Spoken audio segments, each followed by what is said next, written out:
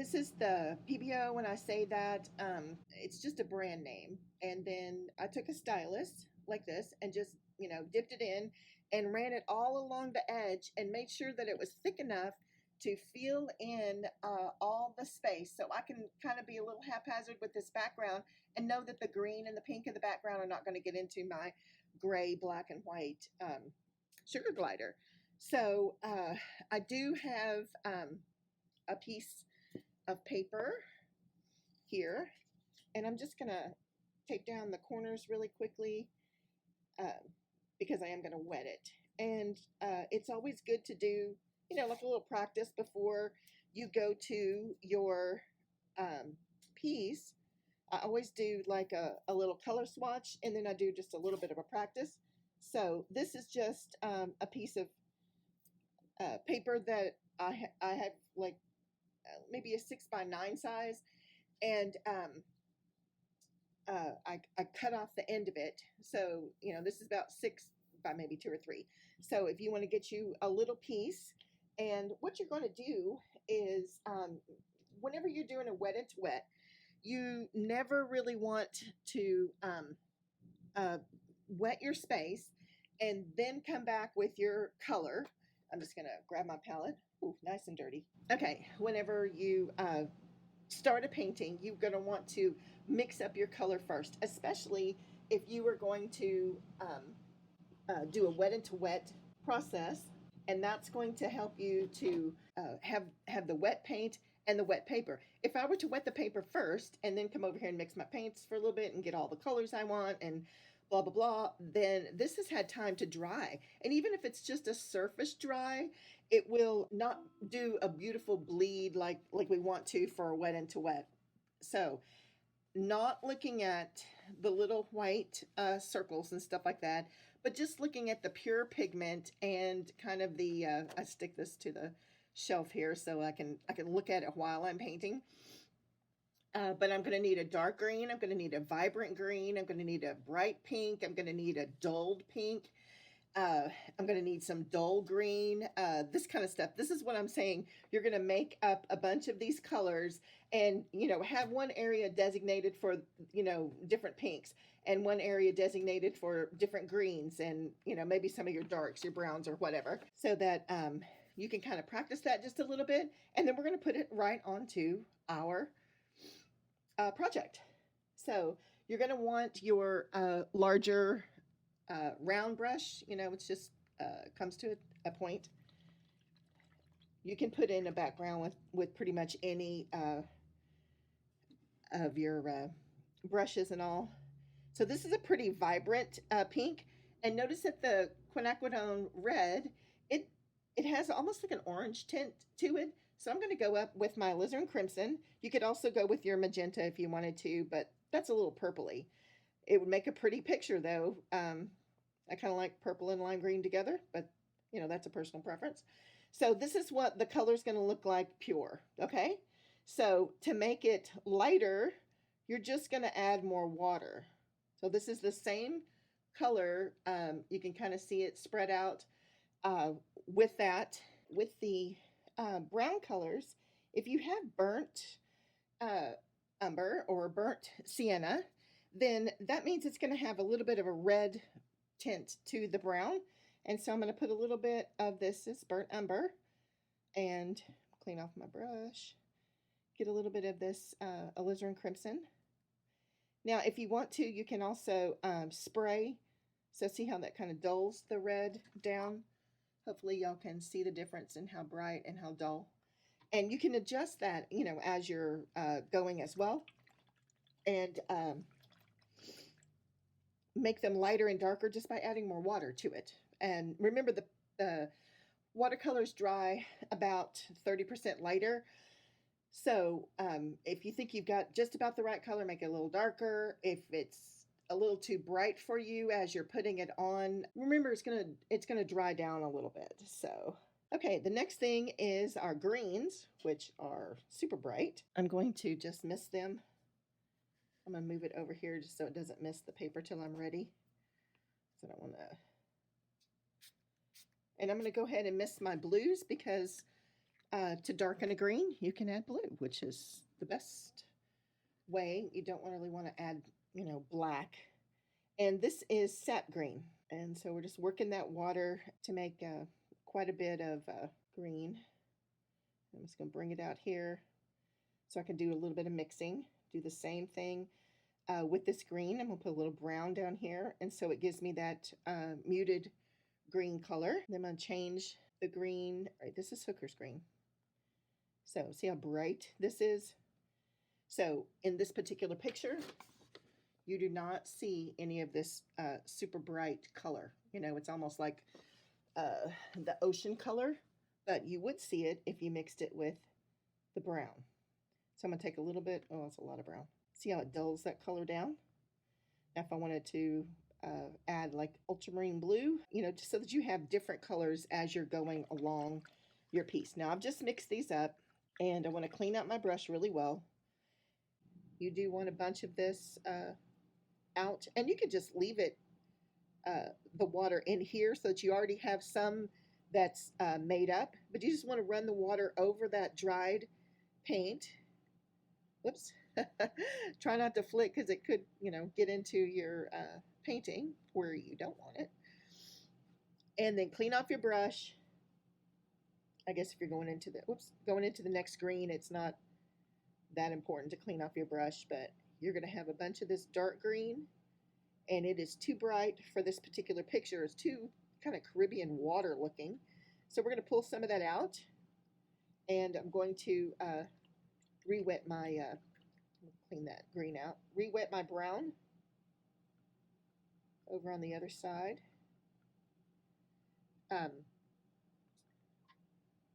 This is the brown. So I was just like realizing that's out of the screenshot. So I'm going to put a little bit of brown in with this one, so it's going to be the darkest color.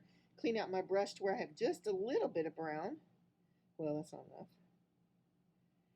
And I can make this one watery. So it gives me that muted color, but it's a light version of this color. So it's a little bit more green. I am going to go ahead and wet the yellow because I liked that effect. It doesn't really show a whole lot of yellow in the picture, but as an artist, you get to do what you want. All right, so we're going to start off with wetting our paper. You want to go to a larger brush, feel free. If you get a little bit into the trunk or the branch, that's no big deal. But we're going to do this as kind of the top part and then the bottom part. So I'm going to wet one area. This should be just clean water. I just cleaned off my brown brush, so I'm noticing the water looks a tad brown. So if you need to, get some fresh water, and we're just going to wet our paper, then go back and look really closely, examine it from the side, making sure it's nice and wet. I like to really kind of work the surface of the paper a little bit so that it, receives all of that water and doesn't dry out, especially along the tape and stuff. And then I'm just going to immediately go to my colors and start dropping them in. So I'm just going to, that's pretty watery. If you want to, just come back to the one that has a little more pigment in it. Because remember, this is going to dry lighter. And then we're going to add in some different tones of green. And notice I'm not going in any particular pattern. If you want to, you can use a second brush for your reds so that you can drop them in without having to clean your brush in between each one. So it gives you plenty of time to, wow, that just really didn't pick up anything. Get that going again. And then you can kind of just tell where you want to put the greens, because you've got, I want some of these pinks to be way off in the distance, so I'm going to add them into the green.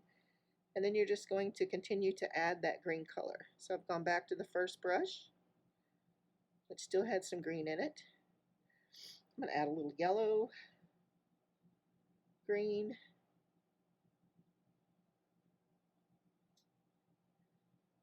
you can just kind of drop that in as well.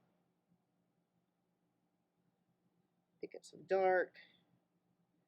You're just kind of letting it disperse upon the surface of the paper before it dries.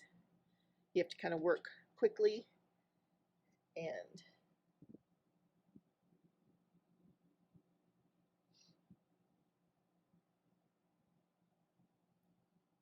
a little bit of this brighter green. This is starting to dry on this side. So I wasn't working fast enough. I am going to dampen this entire side again. A little pink here and there. That had some green in it. That's why it's kind of muted looking, but that's a pretty color. And then we'll put in some brighters as well.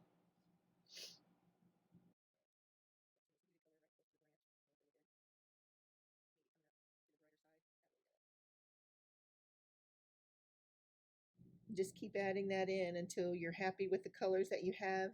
And remember, it's going to dry lighter. So as long as this is still wet, and this is pooling over here, so I literally can move it and watch the color kind of go back into the other space, and make sure I'm using that color and not. But you can just take your towel and dry it off, and that's because it was a very wet space out on the tape itself. So the good thing to know about that is if you have water right here and you see it and you get it off, well, that's well and fine, because you won't have any blossoms.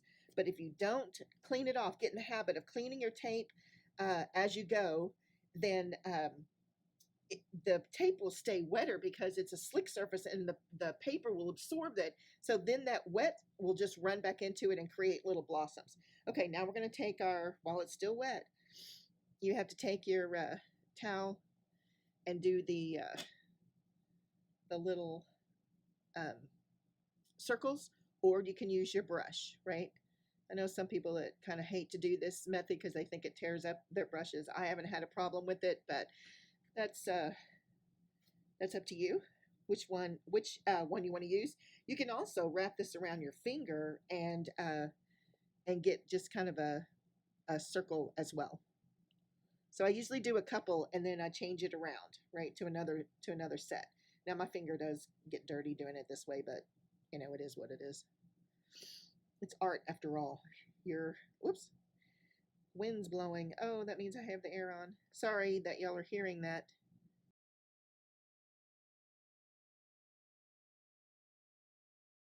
I'm just adding a tiny damp brush, not a lot of water, and then I'm going to take it right out so it gives me a brighter spot, right?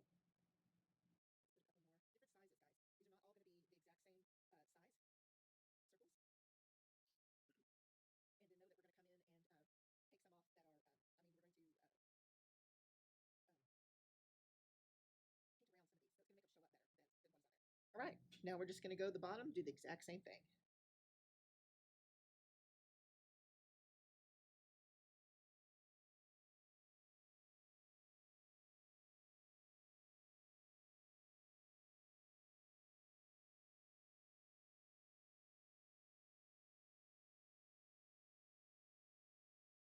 I'm going to do some in the pink, some kind of in the greens. Oh, that went out. You know what? I'm just going to make it another spot. No big deal.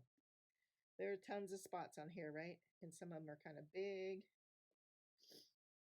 and some of them are very small. So we're going to put a little water in that one because I smeared just so it gets a cleaner, and that's just a damp brush, not a wet brush, but it will help me lift out more of that color.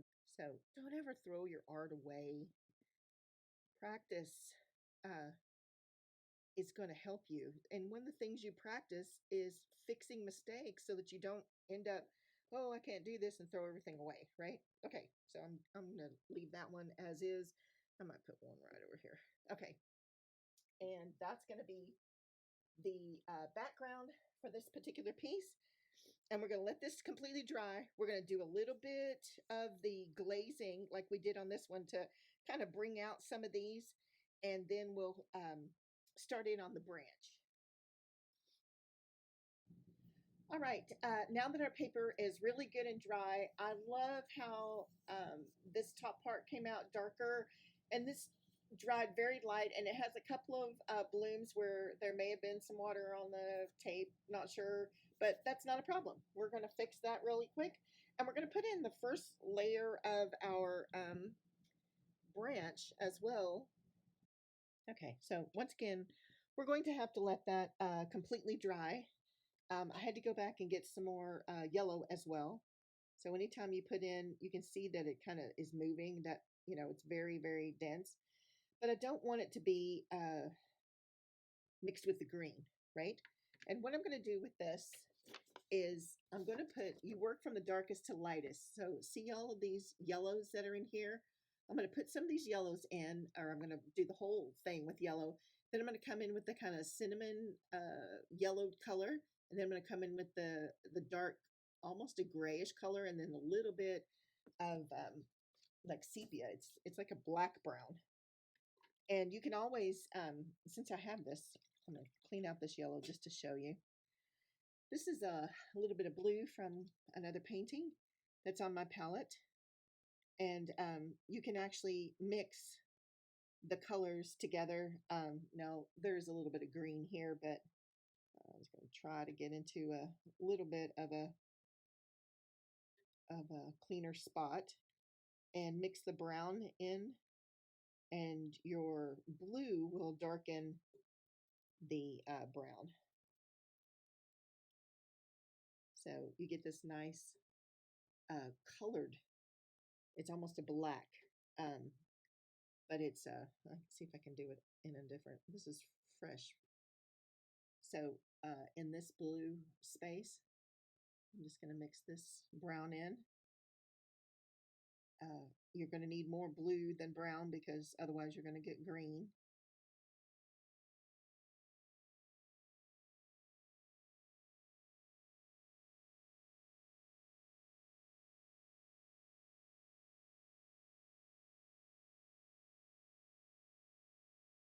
Oh, anyway, play around with your colors, figure out which ones. When I mix a black, I love to use indigo, sepia, and alizarin crimson. And I'll actually squirt a little bit of each one of them in 3 places on the palette and then mix them together and then see which other color I might need to add to that. So this is starting to dry because I've lost the sheen. So I'm going to go ahead and do my wet into wet, or actually we could do a wet into dry, but since this is a bottom layer, I like to usually do a wet into wet so that I can add a second color, like for the shadow side of this. Now over here, I'm going to leave some fuzzy edges, and I'm just going to wet it so that it has, gives it that really fuzzy edge. Follow your lines very carefully. Try not to go into your background and try not to get it too saturated.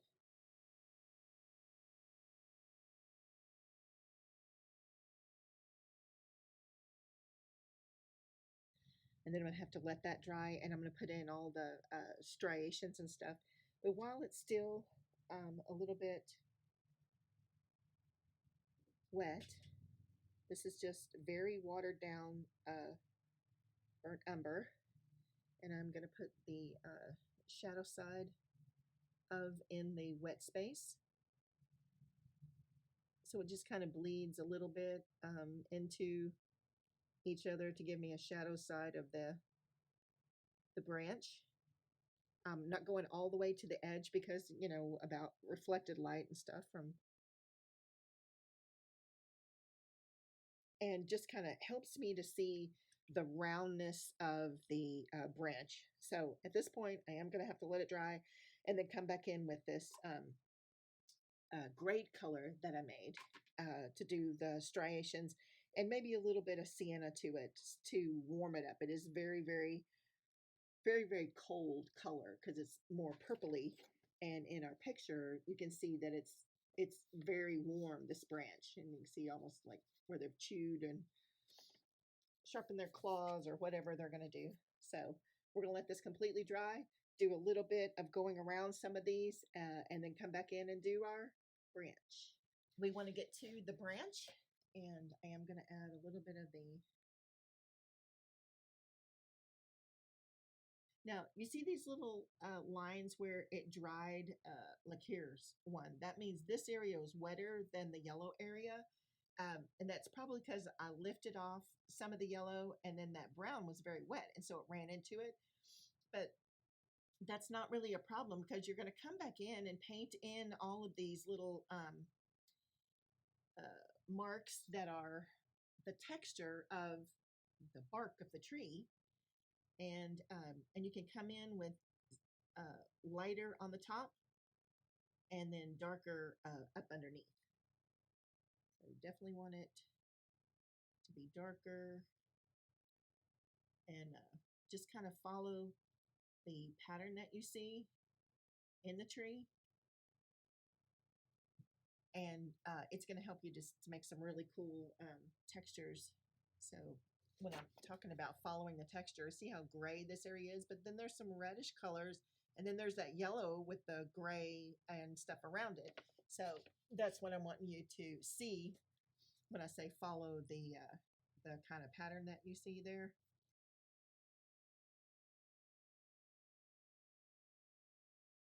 And this isn't the only coat of these that you can make. You know, you get through and you think it needs something else, then go back and put it in.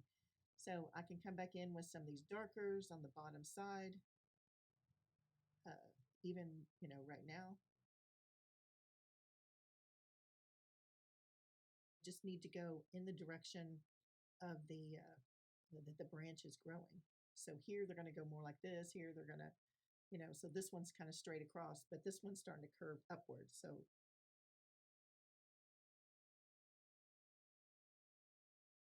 this is teaching you point control. You definitely have to stay up on point to do this, especially if you're using your larger brush. But there isn't any reason you have to stay with the larger brush. You can use your smaller brush to do these with as well. And then just change from the blackish color to a more brown.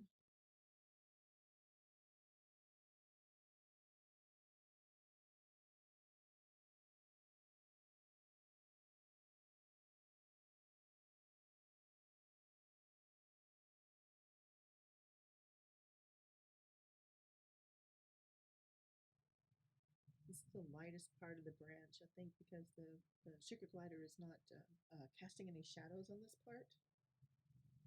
So you can make the colors a little bit brighter on this end. So you have a highlight side, a shadow side, and the shadow side is definitely along the bottom.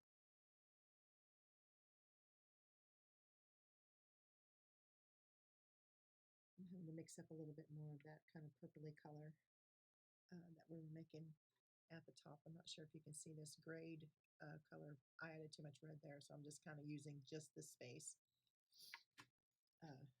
because this tree is very gray.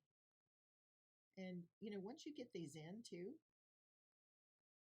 you know, where you want them, if you want to gray this entire branch, then you let all these undercolors, this is kind of like an underpainting, and you let all these undercolors dry completely, you know, and then you can come back and just do a light wash of gray over the whole thing, and you still have all these highlights and shadows that you've just created.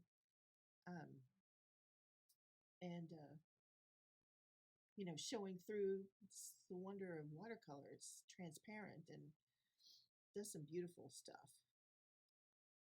This is just not dark enough for me. As it's drying, I can tell, oh, I'm going to need to come back and add more darks, but I really should just be letting this dry first before I do this darkening color. Looks a little green there. Kind of ties in with background, so I'm not a problem with that. But there is absolutely no red on this back end, and I do want the colors to kind of go together. So very lightly, I'm going to add in a little bit of the redder tone into that light side. And right in here, there isn't any. So now, once again, this area's got to dry from the little circles we did, and the trunk's got to dry, or the branch. And so we're just going to kind of clean up, get some fresh water, and come back when this is completely dry. All right. We have allowed our painting to dry, and it's pretty flat. Now, this is our PBO drawing gum, and you have the, where is it? Here it is. This is a lift-off. It is just a piece of rubber, and you can run it with this. If your paper's perfectly dry and you're not worried about getting any green or something on your finger, then you literally can just take an edge of that and roll it off. But before we get to that, do you see where all this color is built up right next to the fur? If you want to soften this edge, now is the time to do that before you peel off your frisket, because there is going to be this harsh line of color right next to what you're trying to soften, which is his really super, super soft fur. So just like I went around the harsh circles, you're going to do the same thing. But I'm going to be on the PBO drawing guide side, and I'm just putting a touch of water on that edge. That's a little much water, actually. And I'm dabbing that off. That towel's very wet, so let's get a fresh one. So my brush, okay, very, very wet. See all that water that's running out? I want to get off almost all of that water. I want it to be moist, but I do not want it to be wet in any way. And I'm just picking up that color on the edge so that it's not going to be there when I roll off that frisket. Because if you go back and try to soften once you've rolled off the frisket, you're going to get some of that green from the background into your animal. So doesn't matter what you're working on. So I'm just taking just a little bit of that color out. So almost dry brush, run along your edges. This is an important step. So take your time and go all the way around your little guy, anywhere that you see. Now see, just soften this edge right here. If I put that water, it's going to run into the ear. So that's why I don't want you to do that just yet. And I'm just touching that edge so it lifts off the color. And then I just wipe the color onto my towel, and then I dry the paper by pressing the towel into it. And so there's going to be this little fuzzy light around him right there. Well, that's okay. Look at the reference photo. His light is fuzzy, and it does look like there's a little white halo going around him. So if that happens, it's no big deal.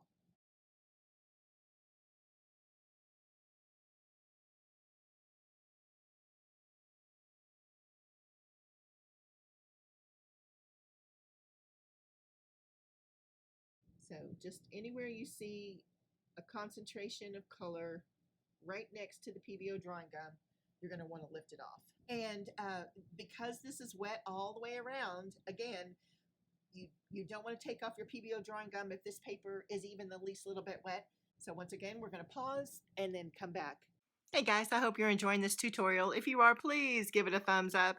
And if you want to see all the things that I'm doing, hit that subscribe button as well as the little bell and you'll be notified immediately. Thanks a lot.